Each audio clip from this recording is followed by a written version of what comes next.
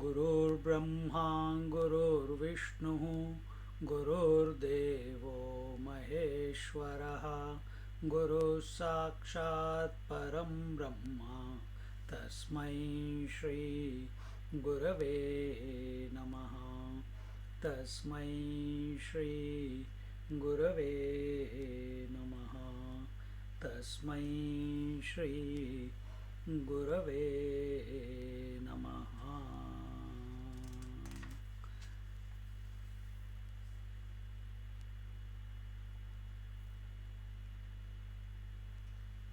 So we are in Jnaneshwari chapter 16, 16, 16, the Daivik and Asurik Sampatti, and we are in the first verse. Concluded the first verse last time. OV number 114 we are going to start. Verse 2 we are going to start with OV number 114. So last week we missed one point, and that was Arjavam. So the chapter began Shri Bhagavan Vacha Abhayam Sattva Sanshuddhihi Jnana Yoga Vyavasthitaha Dhanam Damascha Yajnascha Swadhyayastapa Arjavam. So we saw all of them till Tapa we did Arjavam. It was told here Ata Bala Chahiti Stanya Jaise Nana Bhuti Chaitanya Taise Prani Matri Saujanya Arjavate. So what is that? He says here that O Arjuna, that by which one turns to thoughts of the self, that is the true nature of austerity. That was the previous one. And Arjavam is just as the mother's milk is good for the infant, or consciousness abides equally in all being, so polite behavior towards all beings is known as uprightness. Arjava means straightforwardness. Straightforwardness doesn't mean that one should be curt when speaking to others. The straightforwardness should not be, or curtness should not be expressed as straightforwardness. In the name of straightforwardness, we are matter of fact, and we sometimes are harsh in our expressions and our behavior, because we think we are straightforward. And so we should be polite, we should be pleasing, and our behavior should not disturb the other beings, the human beings and other beings. It should not disturb them. And now we come to the verse number 2. And in the verse number 2,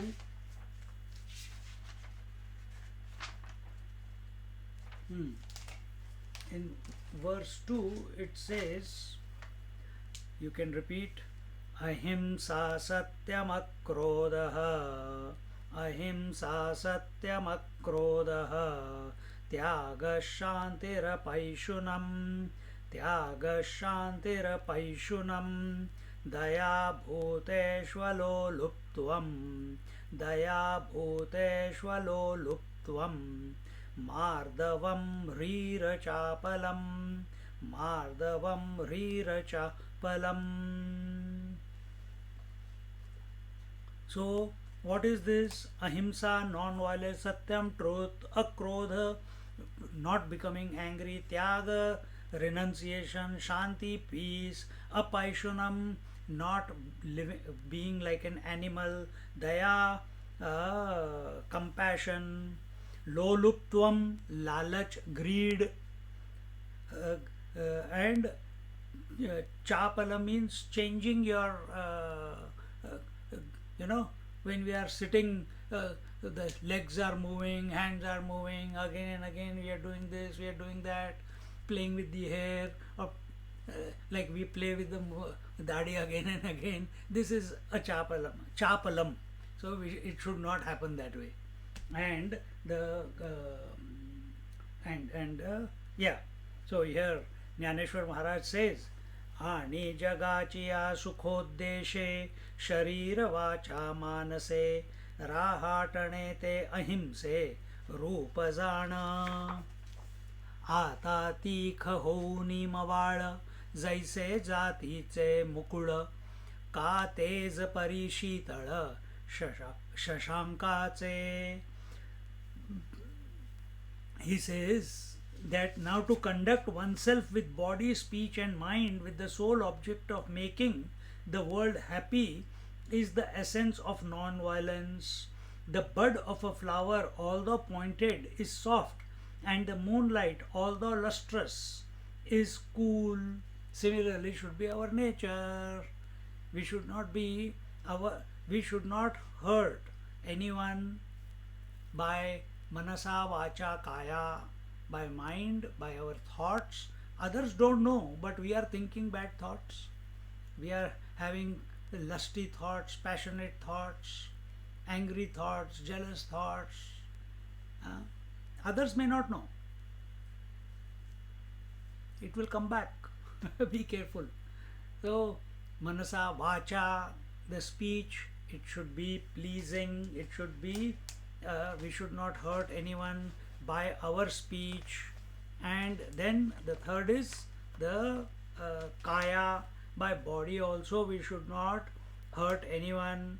And in this way, once, if this practicing non-violence, it requires alertness.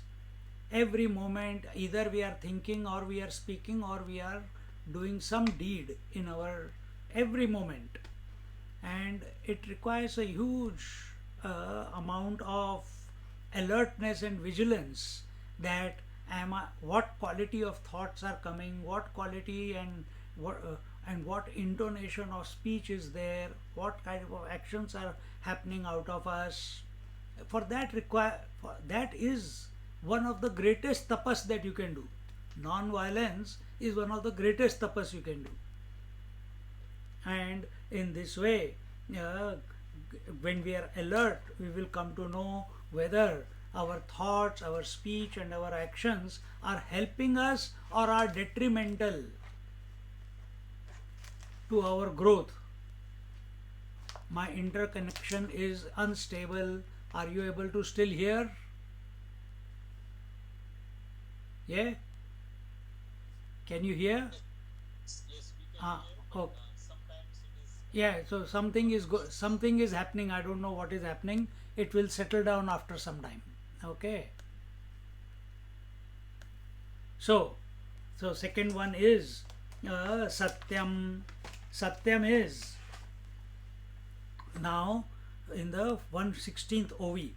शके दावितांची रोग फेडू आणि जिभे तरी न हुए कडू ते वोखदू नाही माघडू उपमा कैची तरी मऊपणे बुबुळे झगडताही परी नाडळे एरवी फोडी कोराळे पाणी जैसे तैसे तोडावया संदेह तीख जैसे कालोह श्राव्यत्वे तरी माधुर्य पायी घाली एकोठाता कौतुके काना ते निगती मुखे जे साचारी वेचैनी बिके ब्रह्म ही भेदी किंबहुना प्रियपणे कोणा तेही झकवू नेणे यथार्थ तरी खुपणे नाही कवणा.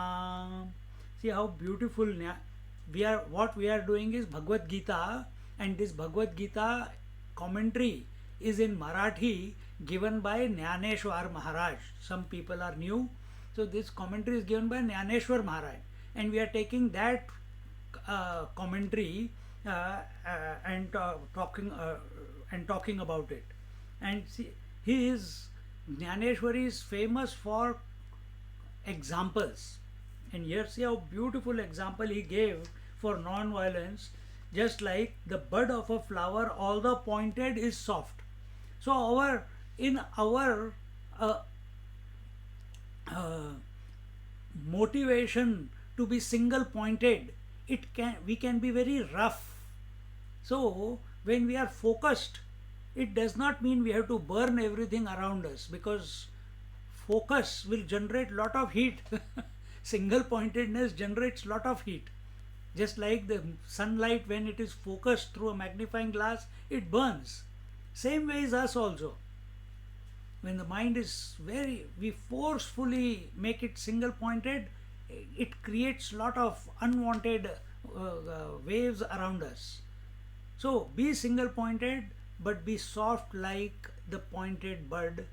How beautiful. And the moonlight, although lustrous, is cool. So in the moonlight, on a full moon day or any day moonlight, you can see everything, but it is cool. It doesn't scorch you. Same way our behavior must be like that. That our presence must not be a deterrent to other people. Then here in the second one, Satyam, he says, there is no medicine which will cure the disease but has no bitter taste, and so bears no comparison with truth. Just as water brushed against the eyeball does not prick it, but the same water pierces through hard rocks, so speech, though hard as steel, in dispelling doubt, but more pleasant to the ears than sweetness, penetrates through to Brahman on the strength of its truthfulness. Truthfulness should be such. In the name of truth, we ये इसको बोलते हैं नज़ाकत हिंदी में. सच बोलना है पर नज़ाकत से, softly, so that the other person does not get shocked by the truth that you are going to. Hey, Swamiji, how am I looking? Oh, you're looking ugly. Shocked to that system. The other day, one young girl, 3-year-old girl, she said, suddenly the phone rang, and I said, who is this? Why is this mother ringing? So the moment I picked up the phone, this 3-year-old girl, she has dressed up in a sari to show me. Mom was dressing her up, and she said, Swamiji, Swamiji, Swamiji, and she took the phone and eventually had to connect. And then she is doing all the, what they do in front of the mirror, and she's showing off.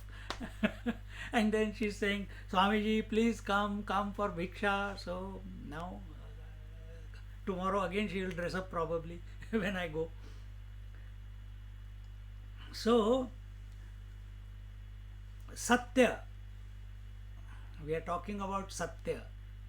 Our truth, if we have to tell the truth and it hurts the other person, it shocks other person, they become emotional, or their balance is disturbed, that truth is of disservice, and it's better that truth is not spoken.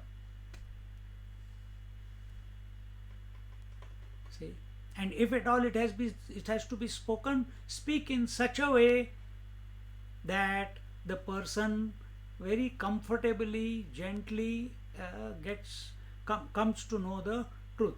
The intonation of your speech, your mannerism, the choice of words with which it is being communicated to the other person, all that matters. And here he says that, just like the example, how beautiful examples Jnaneshwar Maharaj takes. He says, just like we take the water to splash our eyes, but it doesn't pierce our eyes, only washes it away. Whereas the same water, when it can break through a mountain rock over the years. So our truth should be such that it is caressing rather than harsh. Then continuing, so speech, though hard as steel in dispelling doubt, but more pleasant to the ears than sweetness, penetrates through to Brahman. If a person is all the time barking, he is telling the truth, but he is barking. After some time, yeah, he is good, but he is too harsh, he is too strict, he is too this, he is too that. People not automatically gravitate towards people who are soft by nature, where they feel loved, where they can communicate, where they are respected, where they are taken care of. And how do you come to know that you are being taken care of? Firstly, it's by speech, and therefore our speech should be soft and pleasant to the ears, to the one who is listening. And when that same speech which is sweet and pleasant, with that speech, when the knowledge of the Brahman or the scriptures are being communicated, then it will affect the other person. Even though it is said, yato vacho nivartante, the words cannot take you to the truth, but at least the person is available.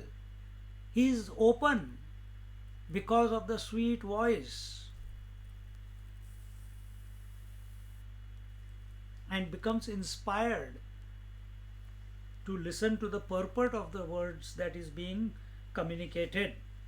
And then in the 121st OV, Ervi gori kir kana god pari sa cha cha pakhali कीड आगीचे करणे उघड परी जळोते साच कानी लागता महूर.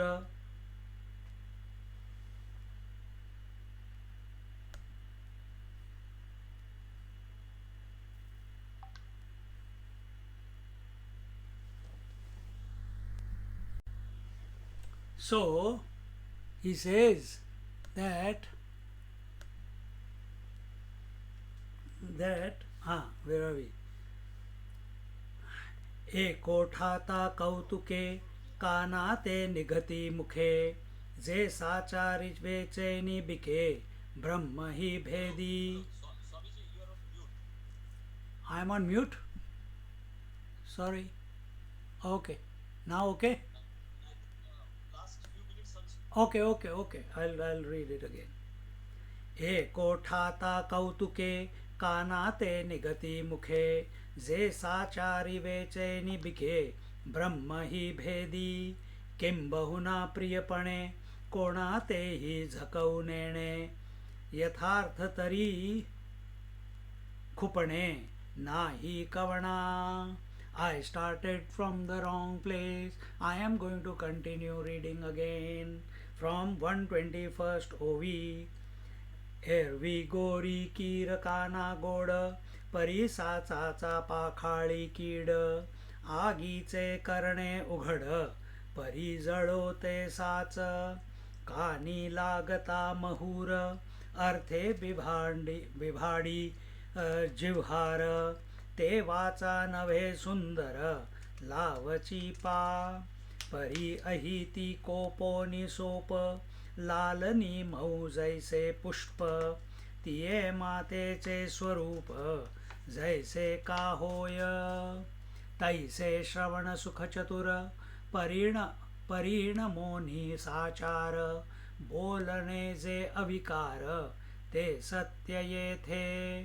आता घालिता ही पाणी पाषाणी न निघे आणि का मिथिलिया लोणी काजी ने दी. He says in the 121st OV, the hunter's song is sweet to the ears, but the motive behind is bad. The fire performs its works of burning openly, but fee upon such outrageous truth, so that speech which is sweet to hear but pierces the heart with its import is not sublime but is very fiendish. So हम हिंदी में बोलते हैं, हम चुभने वाली भाषा बोलते हैं ना, कुचकट. हिंदी मराठी में कुचकट. Those who know Marathi, you are telling the truth, you are speaking very nicely, but the words are troubling to hear. They don't create a nice atmosphere in your heart. The mother's anger is harsh on the surface but is tender like a flower in cherishing and protecting the child. So the speech, which is like a mother's talk, pleasant to hear and is beneficial in its consequence, is at the same time free from passion. That is truthful speech. Hmm? So, whose speech? Mother's speech. Even though harshness is there, but the intention behind is only the love. And uh, so, truthful speech is like, here in conclusion, is like a mother's talk, pleasant to hear and is beneficial in its consequences and is at the same time free from passion. This is truthful speech. And if it is not that, if it is going to disturb someone, delay telling the truth. Delay telling the truth. Let that person ask, what are you telling? Why did you come? You came to tell me something. No, no, it's okay. It's okay. Keep delaying. Keep delaying. Till it is inevitable to share it. And then share it like this, with great love and in a pleasant manner. Now, just as a rock sprinkled with water does not produce sprouts, or butter cannot be secured by churning whey, or the slough of a cobra does not raise its hood when trampled upon, or the sky does not grow flowers in the spring, or even the sight of the nymph Rambha does not excite passion in the mind of a sage Shuka, or ghee poured on ashes cannot kindle fire, or prostrating before God Brahma does not make a dead person arise again, so when the utterance of words which makes even an innocent child red with anger does not produce wrath in him, that is the state of absence of anger. So said the Lord Krishna to Arjuna. Now the third one is akrodha. Akrodha means not becoming angry. Understand, when we get angry, the first person it is burning is our mind. Just like a fire stick, when it is burning, or an incense stick is burning, first person it is giving fragrance, no doubt. Incense stick, let's take a wood stick, when it is burning, the fire is coming in the stick, but it is consuming the stick every moment while the fire is burning. Same way, when there is anger in our mind, the first person it is consuming is our own mind. It will destroy us. Bhagavad Gita chapter 2, you must have, all of you must, or well read, that when we get attached to something, we desire. When we desire, we can only go two ways. Either the desire is satisfied or the desire is not satisfied. When it is satisfied, it becomes greed. When it is not satisfied, it becomes anger. Greed can never be satisfied, so eventually it becomes anger. Anger leads to delusion, and so on. That is the fall of man. So we must not express that anger, because the first person you are doing disservice is to yourself. Other persons may or may not know you are angry, because sometimes anger is inside, like an air hostess. Outside we are so wonderful, all bitterness inside, hatred inside, dislikes inside. See, so that other person doesn't even know that you dislike him or her, but your mind has become unstable because of that.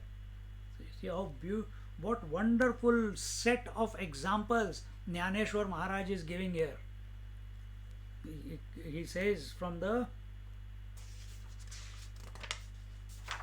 125th verse onwards, he says, 26th, त्वचा पाये शिरी हाले या ही फळे न करी वसंती ही अंबरी न होती फुले नानारंभेचे निरूपे शुकी नुठी जेची कंदर्पे का भस्मी वह्नी न उद्दीपे घृते ही जेवी तेवीची कुमारू क्रोधे भरे तैसिया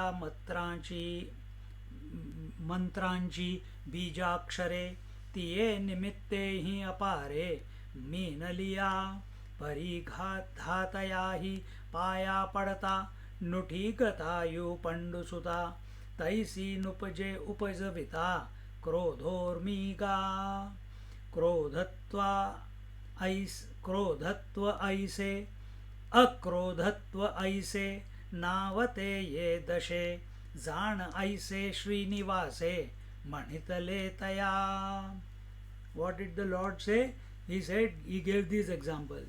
Just as a rock sprinkled with water does not produce sprouts, similarly, expression of anger is not going to be of any benefit. No result will be accrued. You may say, I am getting angry because he deserves to be shown anger.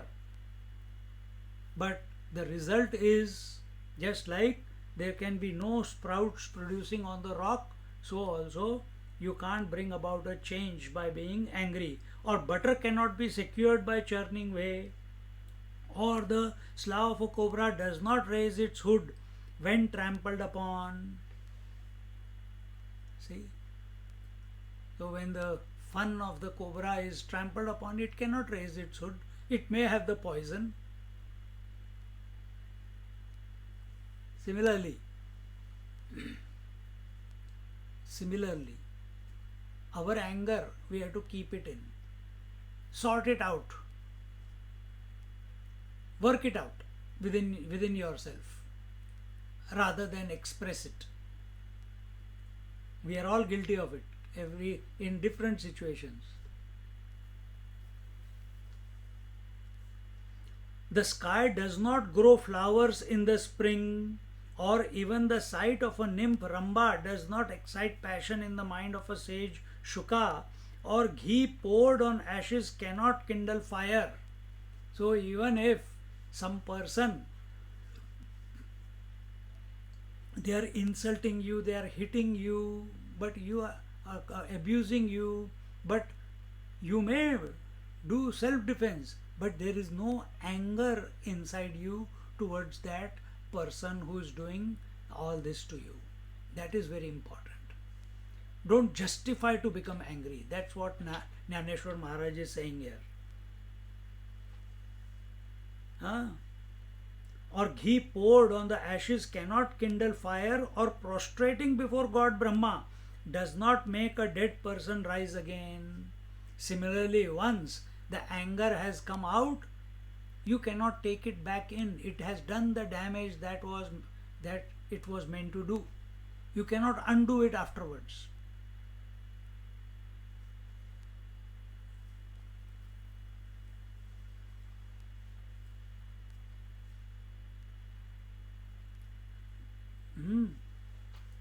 Does not make a dead person rise again. So when the utterance of words which makes even an innocent child red with anger does not produce wrath in him. So here the example is again taken. So when the words that we are utilizing in order to communicate,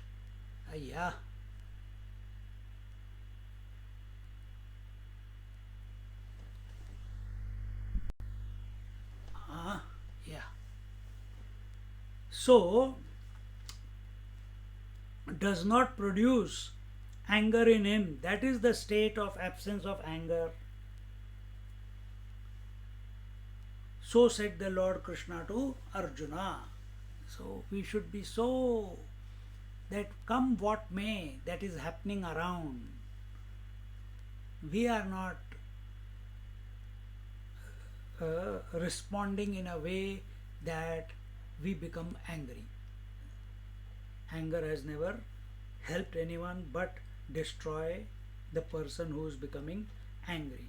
Now in the 131st verse, OV, आता मृत्तिका त्यागे घटु तंतु त्यागे पटु त्यजी जेवी वटु बीज त्यागे का त्यजुनी भीति मात्र त्यजी जे आघवेची चित्र का निद्रा त्यागे विचित्र स्वप्न जाळ नाना जळ त्यागे तरंग वर्षा त्यागे मेघ त्यजी जती जैसे भोग धन त्यागे देवी बुद्धिमती देही अहंता सांडोनी पाही सांडीजे अशेषही संसार जात तया नाव त्यागू म्हणे तो यज्ञांगू हे मानुनी सुभगू Parthu पुसे.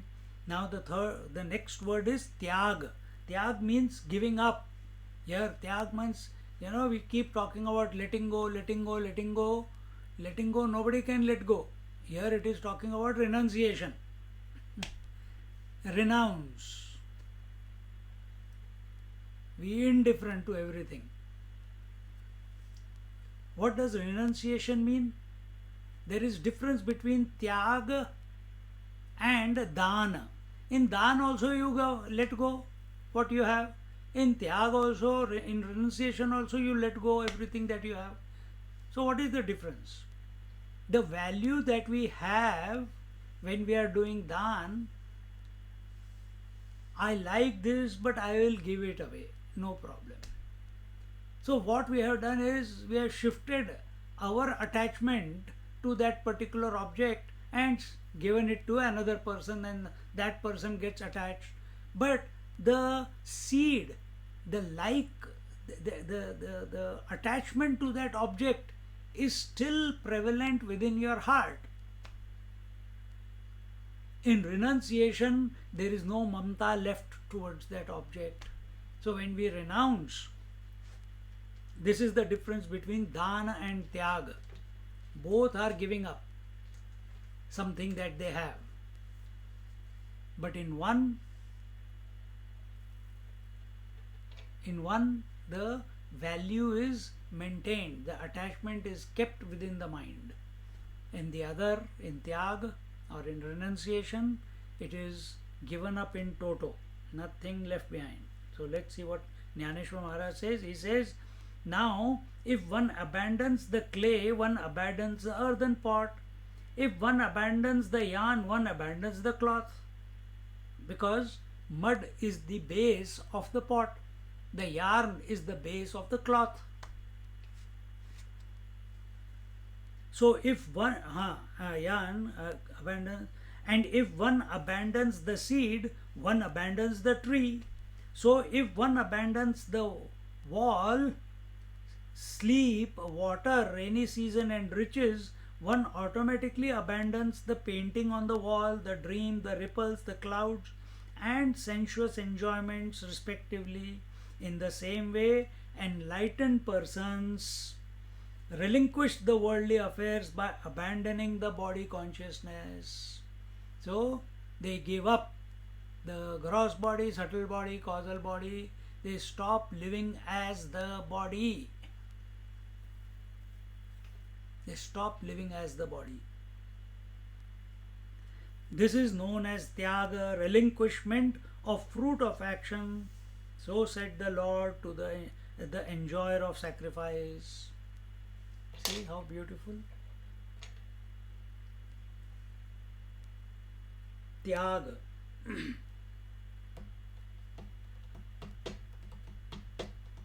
So whether something is present or absent, we are not disturbed. You tell a child and he might listen, that young child may listen also. You give your doll to that person, she might listen. But you bring the next doll, she'll say that is mine or the truck is mine. The value is still prevalent in the mind. But in a wise man, in a tyagi, in a sadhu purush, the value for it, the mamata for it has been totally eradicated. And therefore, and how to do that? Instead of I give up banana, I give up rice, I give up dosa, I give up car, I will walk, I give up this, I give up that. Every year you make a resolution to give up. Why don't you give up once and for all? Just all these examples are telling, if you give up the seed, all the fruits that are you going to get, once that seed sprouts, you will get a tree, you will get wood, you will get leaves, you will get shade, you will get fruit, and you will get more seeds which you can plant. And then you will know no sleep, because you will be busy planting more trees and plucking more mangoes. So give up the seed in the first place, so that there is no question of the fruit only. So what is the seed? Seed is the vasana. So give up this attachment, give up this ownership of the gross, subtle and the causal body. Then all the fruits, all the prarabdhas, all the karmas, all the doership and enjoyership, all that is only of the equipment, gross, subtle and causal. Nothing to do with you who's beyond the equipment.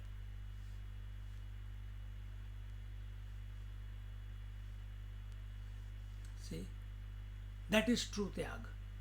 Then everything, whatever this gross, subtle and causal, whatever they are resulting in, the gross results in the waking, subtle results in the dream, and causal results in the deep sleep.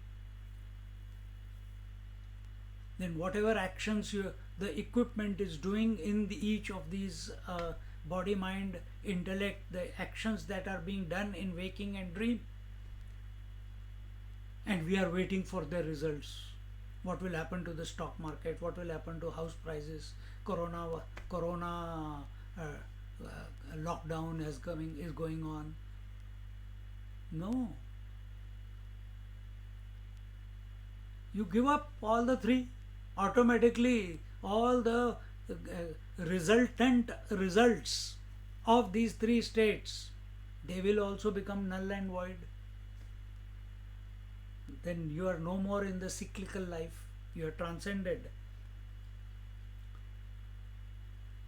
Then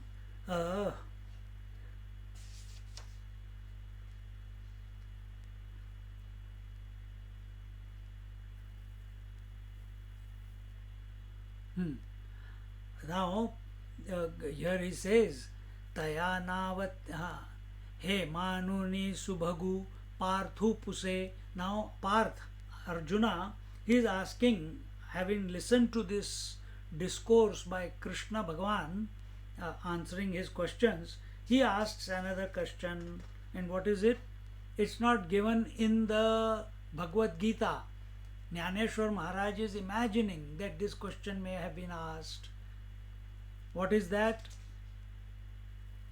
Ata shanti che linga te vyakta mazam sang devo mahnati chang avadhana dehi tari giloni jneyate jnata jnana he maghaute harape nirute te shanti paiga जैसा प्रलयांबूचा उभडू बुडवूनी विश्वाचा पवाडू होय आपण पे निबिडू आपणची मग उगम ओध सिंधू हा नुरेची व्यवहार भेदू परी जलैक्याचा बोधू तोही कवणा तैसी ज्ञेया देता मिठी ज्ञातृत्व ही पडे पोटी मग उरे तेची किरीटी शांतीचे रूप. He said, O Lord, tell me in very clear terms the characteristics of tranquility. So the next point after Tyag is Shanti. Understand, if you have this Shanti in your bosom, all other qualities will automatically come. This is the root of them. So he says, what is tranquility? How do I practice that? Or what are its characteristics? Then the Lord replied, It is a good question. Now listen attentively. Tranquility is that state in which the knowable object is fully known and both the knower and the knowledge cease to exist. So, what is Shanti? When do you get satisfied, tranquil? When are you at peace? Till you are hungry, there is no peace. The food is far away from you.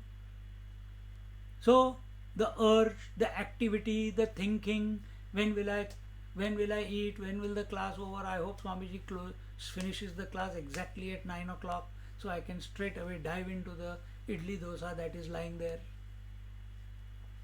if you have not already eaten. See?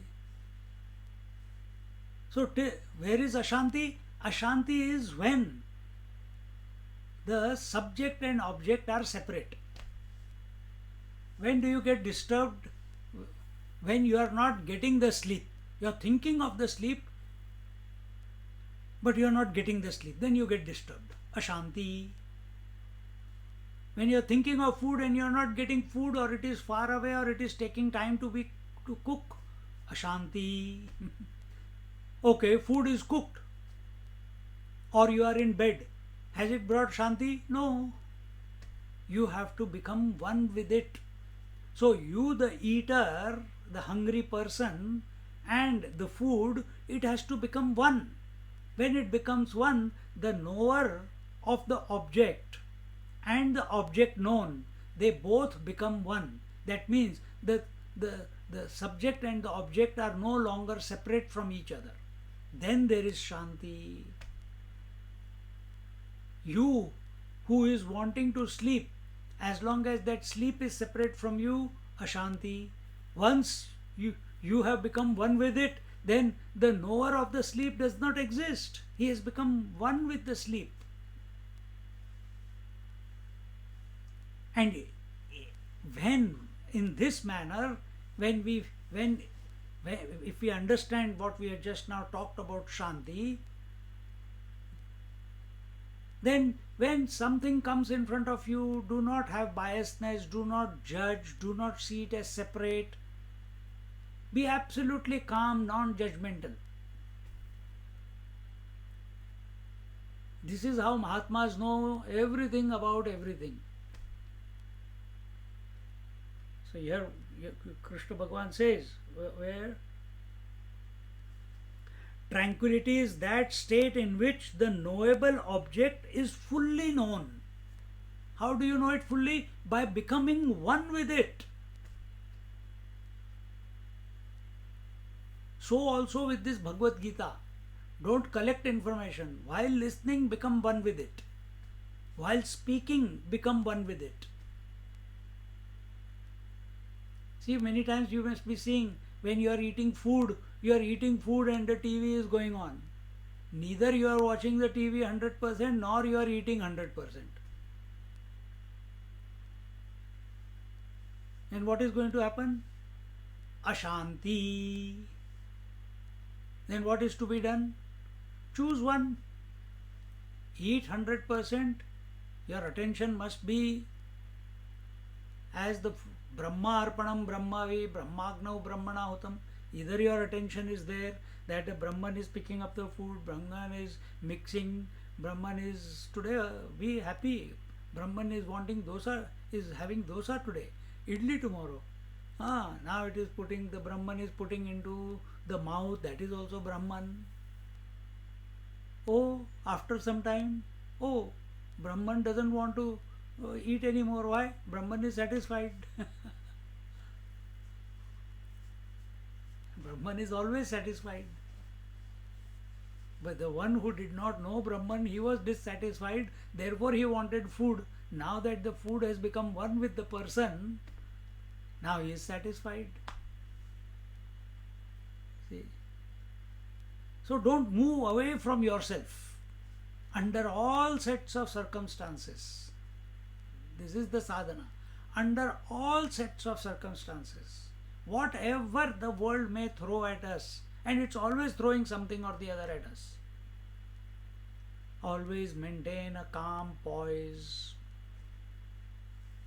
Always maintain a calm poise. And the calm poise does not come by thinking about the world. The calm poise comes from coming to this conclusion that the world is not other than the mind. It's my projection alone. Then if I get it or don't get it, how does it matter? It's my world. I created it. I can make it or break it. Every night I break it. I go to sleep. Every morning I make it again. I become awake. Start being the master of the creation rather than a subject of this creation, and succumb to the forces of this creation. No, you only projected all the forces. You only projected, the mind only projected the time, the space, the objectivity, the people, the rivers, the mountains, the seasons. Everything is your projection, just like you did it in the dream. And now you are getting disturbed because you are pursuing, for the happiness, you are pursuing the world.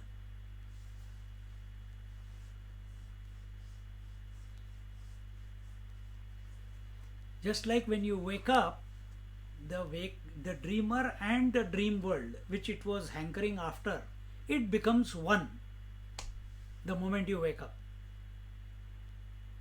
In fact, what one? It becomes non-existent. Same way. True peace is possible only when we see this whole world as an expression of ourself alone. Then the person who has come in front of us, he is not other than the self. So Shirdi Baba, if he gives the food to the dog, he feels full. But Swamiji, we are not Shirdi Baba. But mum, when she feeds the baby, she feels full, she feels satisfied.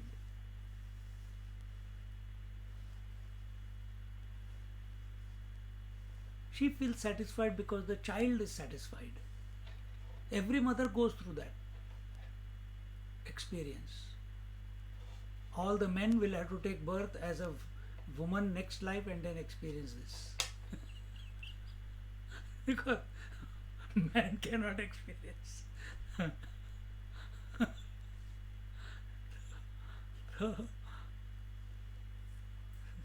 Shanti.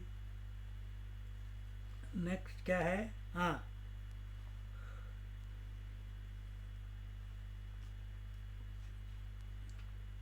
so both the knower and the knowledge cease to exist when at the time of the deluge the water floods the entire universe and pervades it through and through everywhere. Then all distinctive terms such as the source, current, joining the sea, etc. become obliterated, and no one is even aware that the whole world is covered with water. In the same way, when the knower becomes one with the knowable object, the state of knowing also ceases to exist, and whatever remains is the true nature of tranquility. This is what I was explaining before. All the separateness, all the differences that seems to be the norm at this moment, it becomes all merged into nothingness when you go to sleep. And it all becomes one as the self when you are established in the self.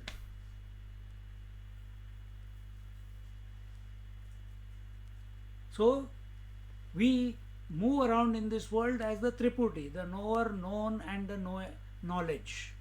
The experiencer, experienced, and the experiencing. The seer, seen, and the seeing. Here the subject and the object are kept separate.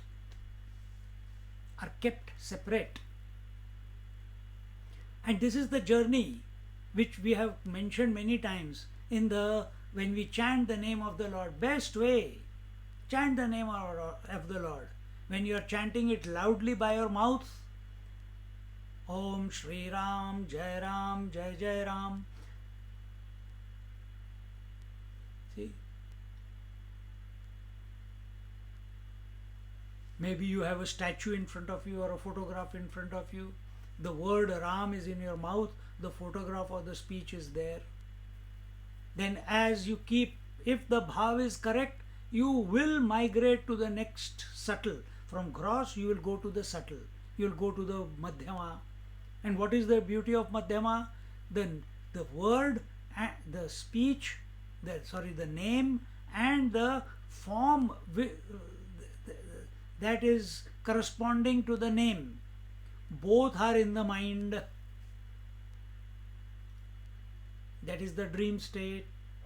So when you're by chanting the name of the Lord, when we have come to madhyama and we are not gone to sleep, we have transcended the dream state. With Vaikhari we have transcended the waking state. Now such a person, he will not be disturbed by anything that is going on in the world, in the waking world, to a large extent. Then he comes to the dream, madhyama, then even in the dreams, unwanted dreams come, all that eventually cleans up by the grace of the divine name. Then the next stage comes, and that is Pashyanti. Pashyanti is a stage, again I'll repeat, in the waking, the name and the form are separate. In the dream, the name and the form are both in the mind. Name is also in the mind, form is also in the mind. In the deep sleep, both the name and the form are unmanifest. They are in the seed form. The potential is there to come up again as name and form, either in the subtle or in the gross. But in the deep sleep, they are unmanifest.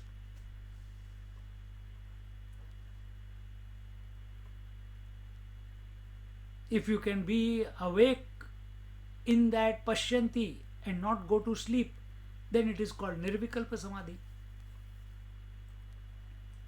And if you continue from there, if you remain awake and continue, then that Vaikhari Vani, Madhyama Vani, Pashyanti Vani will lead to Paravani. Then that speech is beyond the waking, dream and deep sleep. It will take you to Om. It will take you through the Sushumna to the source. The energy is also, everything in this creation, everyone wants to be at peace. And the peace is only possible where all divisions, all differences, all sense of otherness becomes null and void. And that is only one place. It is the self. That is the true Shanti, that is Prashanti. We are not talking about Shanti which comes and goes. Someone's login name is Shanti. Kutti's wife, Shanti. She also comes and goes. She scolds him.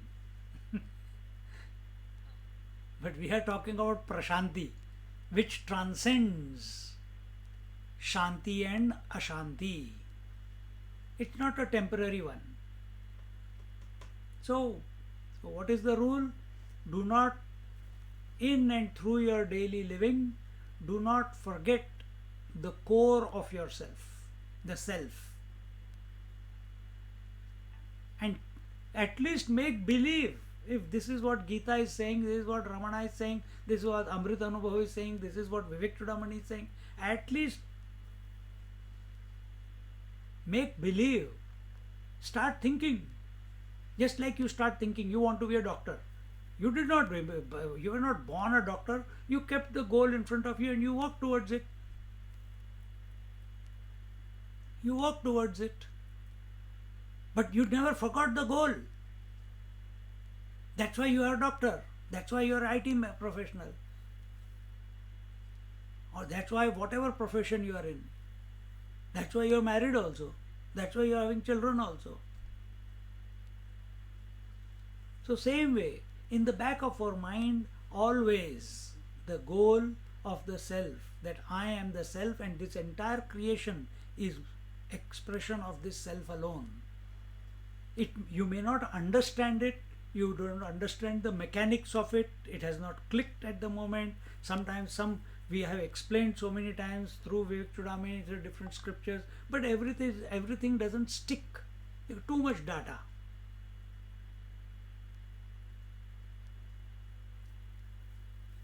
And we get lost in the data. And when we keep thinking about the data, then we are not thinking about the self.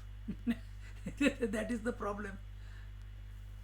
And only the self can give you the vision to see the oneness in the whole creation, that there is only one.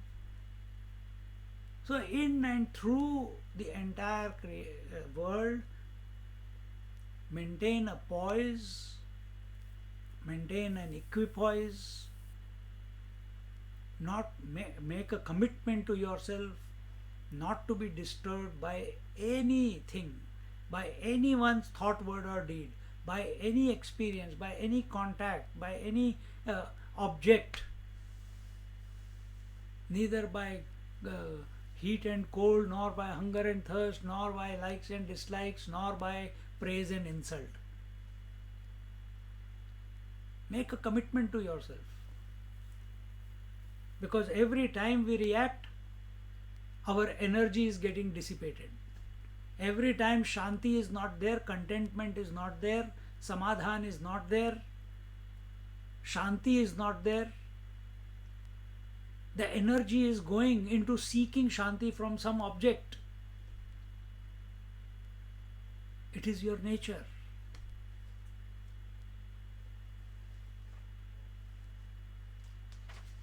And in this way, the knower becomes one with the knowable object, and this is the state of knowing. And the state of knowing also ceases to exist, because now there is nothing to be known. Everything I am. So what is there for me to know? Because I am not a knower anymore. Once you have become one with the food that is in your stomach, now where is the hunger, the food, and where is the knower of the food? Both have become one. The one who was desiring sleep, once that mind has been absorbed into the sleep, then where is the one who says, now I am sleeping? You cannot say I am sleeping now. Exactly the same way. In the 141st OV, he says, Ata kadartha vita vyadhi bali karnachiya adhi आप परू न शोधी सद्वैद्यु जैसा काच खली रुतली गाये धड़ भाकड़ न पाहे जोतिये chia ग्लानी होए काला भुला नाना बुड़तयाते सकरुण सकरुणु नपुसे अत्यजु का ब्राह्मणु काढ़ूनी राखे प्राणु हे चिजाणे की माय वनी पापिये उघड़ी केली विपाये तेने सविल्या वीण न पाहे शिष्टु जैसा तैसे अज्ञान प्रमादादिकी का प्राक्त हीन सदोखी निंदत्वाच्या सर्वविखी खिळिले जे. He says in the 141st OV that a good physician treats a patient suffering from illness or mental anguish without caring whether the patient belongs to his circle or is a total stranger, or one eradicates a cow stuck in the mire without pausing to see whether she is a milk cow or a dry cow, or one saves the life of a drowning person without asking him whether he is a Brahmin or a Shudra, or a gentleman does not look at a woman disrobed by a wicked person in a dense forest until she gets properly dressed. In the same way, to those who have become addicted to despicable deeds, owing to ignorance, heedlessness, or as a result of their past action, he imparts his goodness and makes them forget the misery which affects them. See? So, this point is tranquility. Now the next word, next is non-calumny. Non-calumny is heedlessness. Apaishunam. apaishunam, animalistic behavior, heedlessness. So these are the different examples. I don't have to go through each example, you understood, na? Important point is that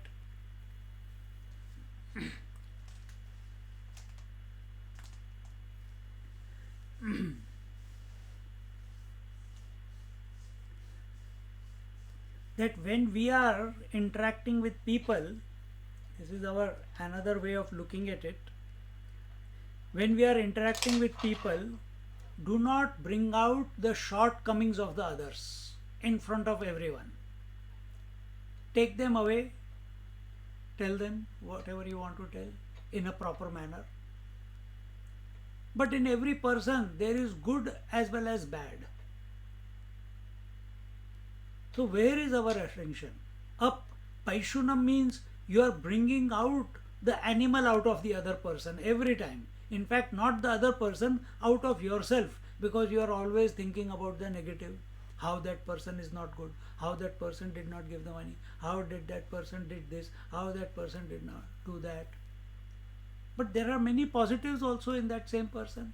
Why don't you focus on the positives?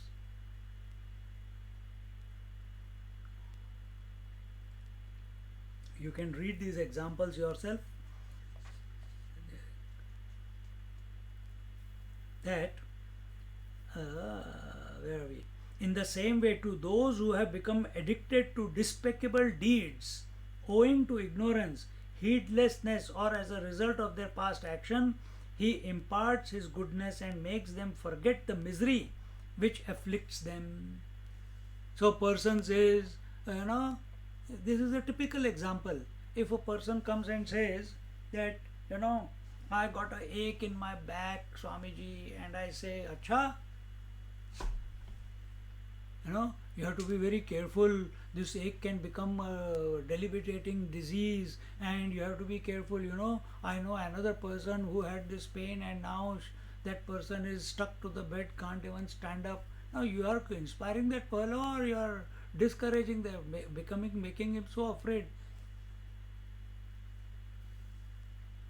No, that's not the purpose.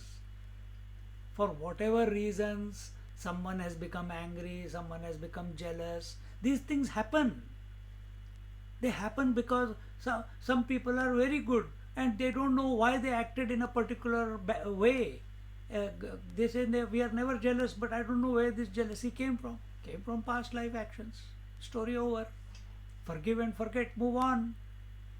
Move on. Don't take revenge there, or don't rub it into them. Don't rub it into them. You be good. You make them feel good about themselves. See? If we can have this disposition that whoever comes to us, when that person goes away from us, he feels good about himself or herself. You have lived your life correctly. That is why people go to the masters. See?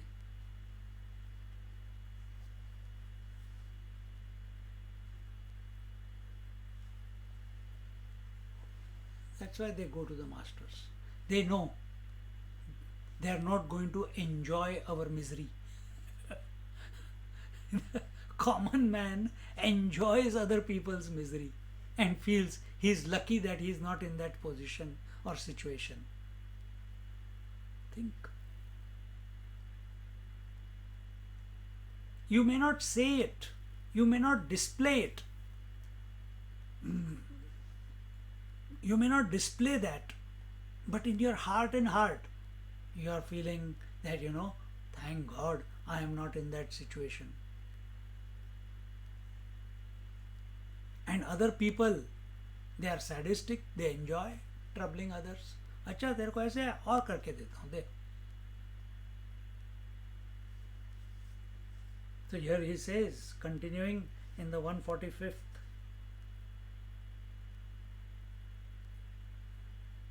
Which verse we were on?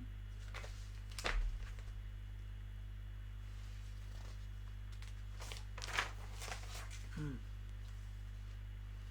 146th OV.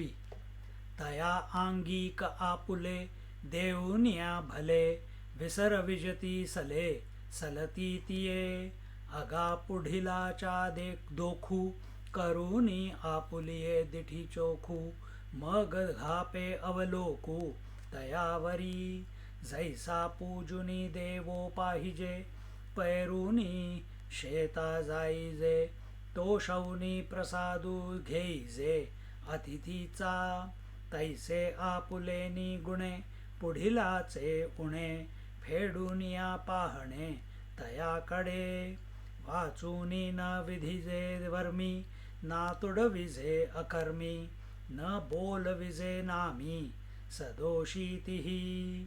He says, he imparts his goodness and makes them forget the misery which afflicts them. This should be by thought, word and deed. Whoever comes afflicted, this is how we must behave and interact with that person, that they forget of their pain. Make them laugh, make them get distracted. What do you do to a small child who is crying? Look there, and you distract that fellow, and before you know that child who was so seriously crying that I have fallen down or the table hit me, and now the moment he is distracted, he forgets the pain also, he forgets whom he was angry against also. Exactly the same way.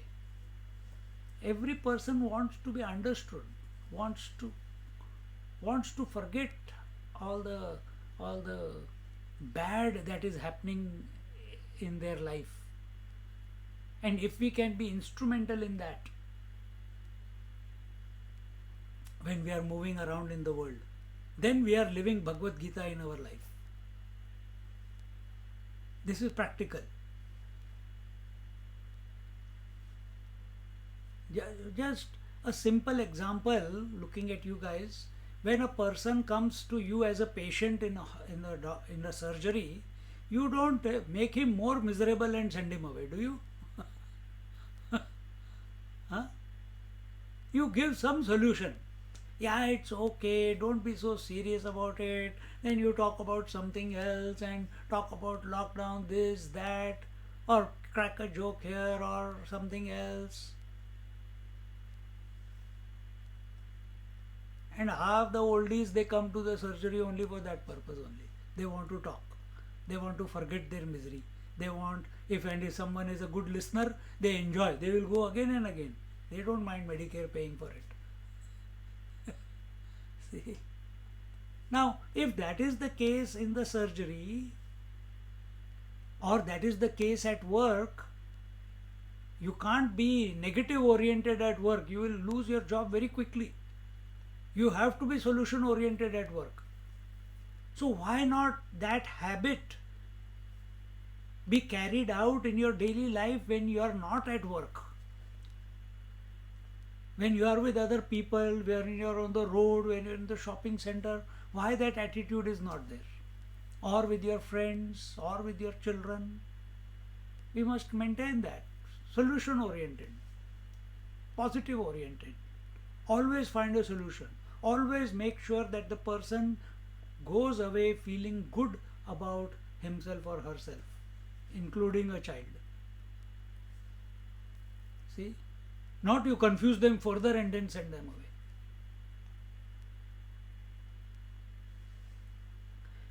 He imparts his goodness and makes them forget the misery, and sometimes, majority of the times, you don't even have to say a word.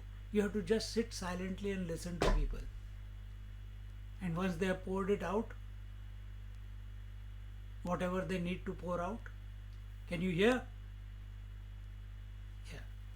So when they have poured out whatever they need to pour out, all you have to say, ha, hu, acha, what next? And that's it. They will tell for 5-10 minutes and then, okay, time. They have downloaded and they feel the better for it. That here is someone whom I can share, who does not judge me, who does not push me away, who is available. But if in this whole process, oh, but what about me? But what about my time? Whom do I go and download myself to? Then you have lost the plot. Then you go and do a psychiatric course and become a psychiatrist. Then you need a shrink also.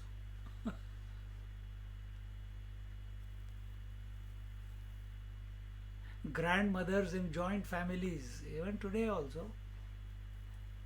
The grandchildren come and tell her everything, the children come and tell, their husbands or their wives come and tell, the husband comes and tells. They are taking everything. A wise, nicely matured grandma.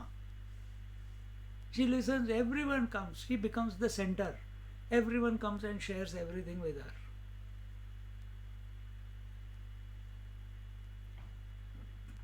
She is not standing with the stick. Acha, you come to tell me something. Bhag yahan se. See, think about it. What you want to become. Apaishunam.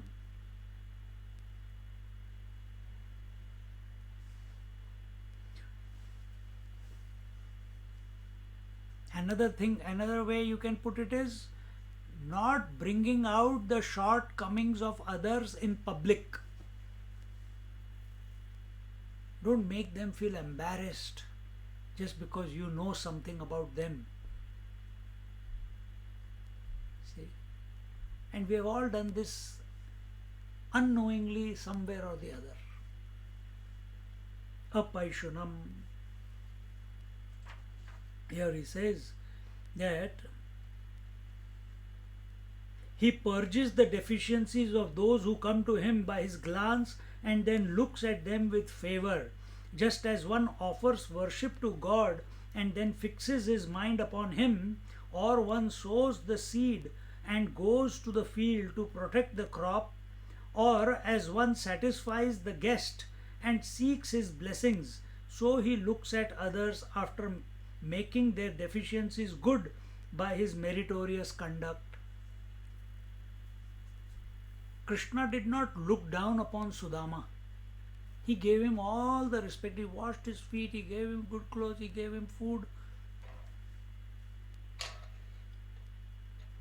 Whereas Drupad, he did not respect Dronacharya. What happened, you know? He was sarcastic. He did not bring out the best in Dronacharya. And Dronacharya also was the same. He did not, even though he was a Brahmin, he did not bring out the best from the king by demanding that when we were kids you promised me that. How does the king know? He is a king. You are a nobody.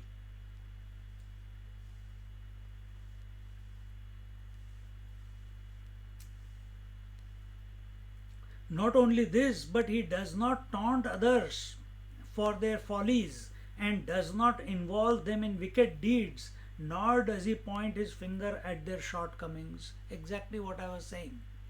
In public is not written, I am saying in public. In public as well as individually also.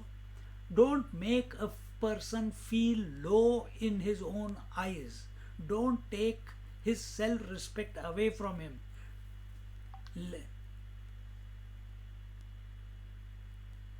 Keep his speak in such a manner, act in such a manner that his self-respect, his dignity remains intact.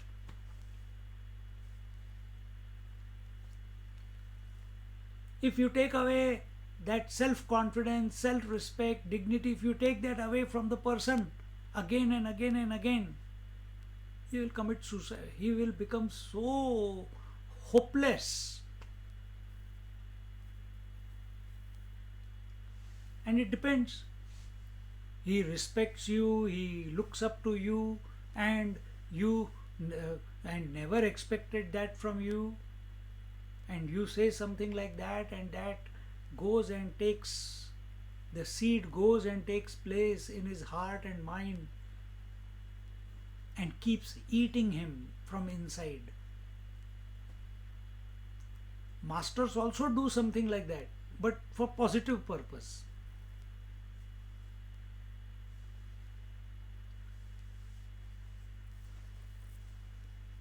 See? Now, what's the time? We'll do one more five. 151st. Worry कोणे एके उपाये पडिले ते उभे होये तेच कीजे परिघाये ने दावे vermi पै उत्तमाची यासाठी नीच मानिजे किरीटी हे वाचोनी दिठी दोषु न घेपे आगा अगा अपैशून्याचे लक्षण अर्जुना हे पुढे जाण मोक्ष मार्गीचे सुखासन मुख्य हे गा आता आता दया ते ऐसी पूर्ण चंद्रिका जैसी निवविता न कडसी साने थोर तैसे दुःखिताचे शिणणे हिरता सकण वपणे उत्तमाधमनेणे विवंचुगा. He says, he uplifts the person who are depraved without taunting them for their weak points, and he does not belittle them by comparing them with noble men. This is the true sign of absence of slander, and this is an easy means of transport in the journey towards liberation. See? Always talk about other people's strong points. Don't talk about other person's weaknesses and keep harping about them. And he does not belittle them by comparing them with noble men. No comparison. Our speech should be such, our conduct should be such that the person feels inspired in your presence by your words, by your thoughts, by your mannerism, by just you being there.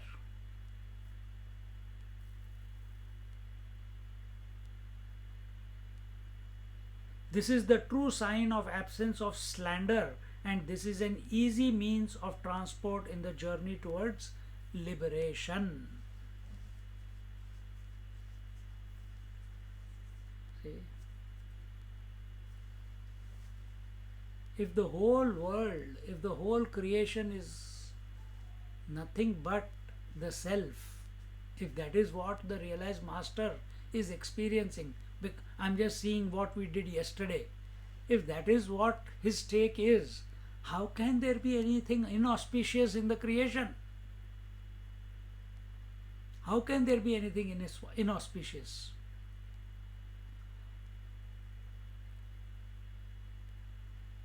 You are choosing to look at the negative rather than the positive. You are choosing to look at the obstacles rather than the opportunities. You are choosing to look at the bad rather than the good.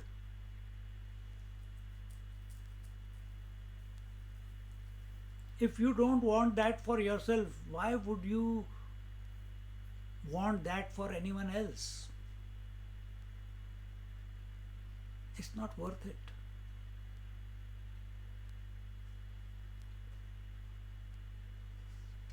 Now the second line of the verse, Daya bhuteshva loluptvam mardavam hrirchapalam.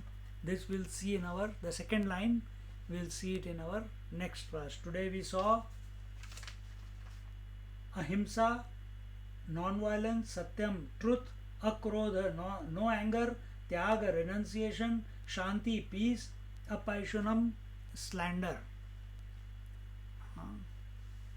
And in this way, these are some qualities that are being presented to us.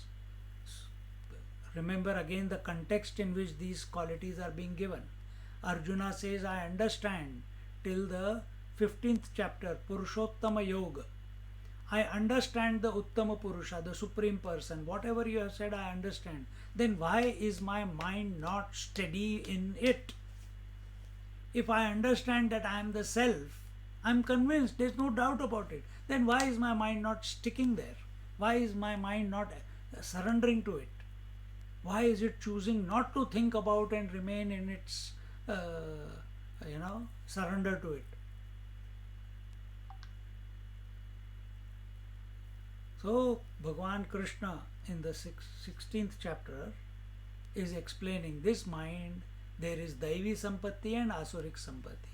There is good traits and bad traits. Good traits help you to move towards liberation, and bad traits take you away from your own essential nature. So, first, he is going to give these good traits, and after that, he is going to tell you from the fourth verse onwards. So, first 27 good traits, and after that, he will tell the negative traits towards which we must be alert and vigilant that they don't come and make their home in our heart and mind. And this is the context in which this chapter is going on. Om Purnamada Purnamidam Purnat Purnamudachyate Purnasya Purnamadaya Purnamevavashishyate. Om Shanti Shanti Shanti. Harihi Om. Shri Gurubhyo Namaha. Harihi Om. Just sit quietly for a minute or two. There's still time.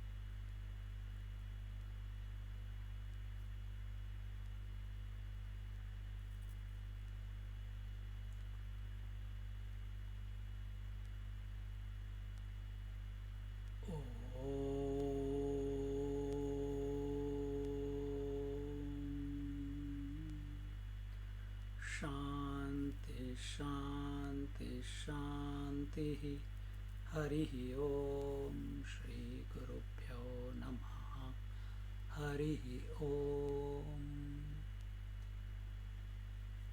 So